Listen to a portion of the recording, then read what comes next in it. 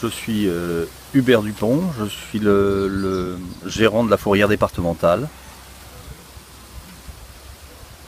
Mais encore, vous vivez actuellement un conflit depuis plusieurs semaines et apparemment ce conflit mené par la CSTM en fait bloque l'accès à votre entreprise. Est-ce que vous pourriez nous en dire plus? Absolument, en fait la CSTM a une action de blocage de l'entreprise et empêche l'ensemble de mes salariés non grévistes qui sont majoritaires d'intervenir et de continuer le travail. Cette action est totalement anormale, d'autant plus qu'il y a des décisions de justice qui permettraient aux autorités de prendre les décisions qui s'imposent, parce que force doit être à la loi, mais en l'état rien ne se fait.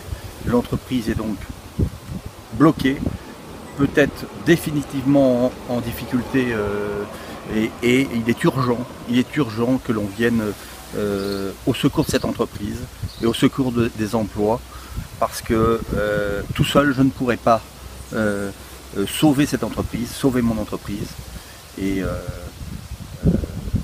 elle est bloquée depuis combien de temps?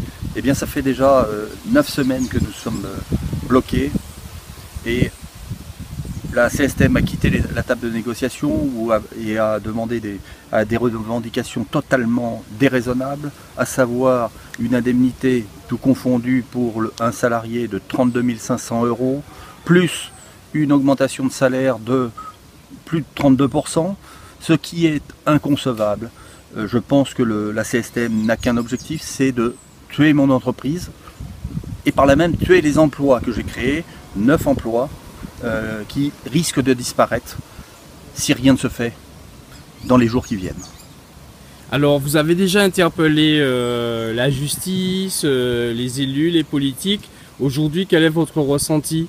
Eh bien, la justice s'est prononcée à 2 reprises, dans un premier temps en imposant des astreintes à la CSTM pour qu'elle quitte immédiatement les lieux. Ça, c'était le 30 janvier, c'est-à-dire 2 jours après le début de la grève. Il y a une autre décision de justice le 20 février. Eh bien, le 20 février, la justice a non seulement confirmé la première ordonnance, mais a en plus ordonné l'expulsion. Or, à ce jour, malgré les interventions, notamment d'huissiers auprès des autorités, donc de la préfecture, eh bien, il n'y a pas d'intervention. Il n'y a pas eu d'intervention à ce jour, même si la CSTM prétend qu'il y a eu des interventions. Il y a eu simplement des interventions de police pour constater les faits, mais à ce jour, aucune décision d'expulser d'évacuer ce piquet de grève n'a été prise par la préfecture, ce qui est dramatique pour l'entreprise. Il n'est pas possible de rester dans cette situation, l'entreprise est en péril.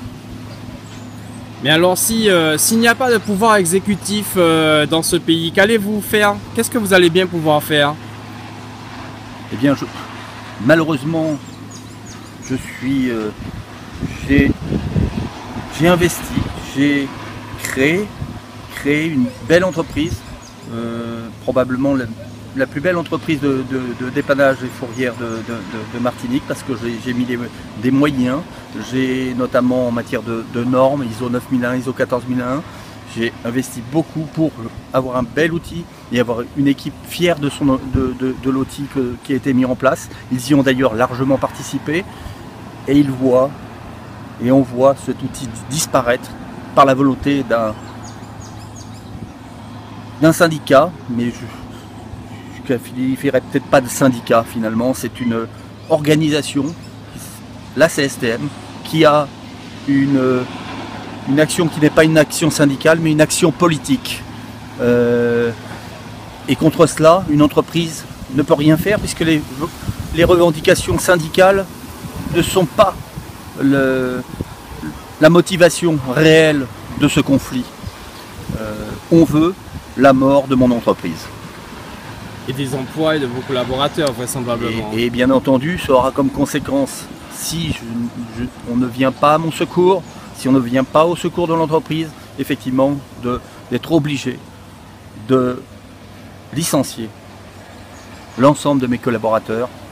Pourtant, ils se battent pour leur entreprise, comme ils l'ont toujours fait, et comme ils souhaitent toujours le faire.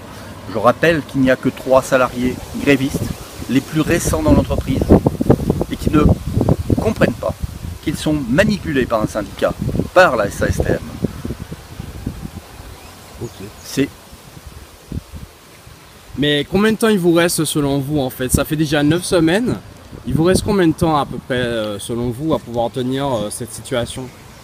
Écoutez, il y a eu des négociations, discussions qui ont duré très longtemps et toujours sur le même sujet, la réintégration d'un salarié qui a commis des fautes graves, et c'était le seul et unique véritable revendication. Aujourd'hui, nous sommes à 9 semaines de conflit. L'entreprise n'a pas eu de recettes pendant toute cette période. Eh bien, malheureusement, il reste peu de temps avant de devoir prendre des décisions que j'ai repoussées. J'ai d'ailleurs réglé les salaires de tous les salariés non grévistes, qu'il y ait ou qu'il n'y ait pas d'activité, parce que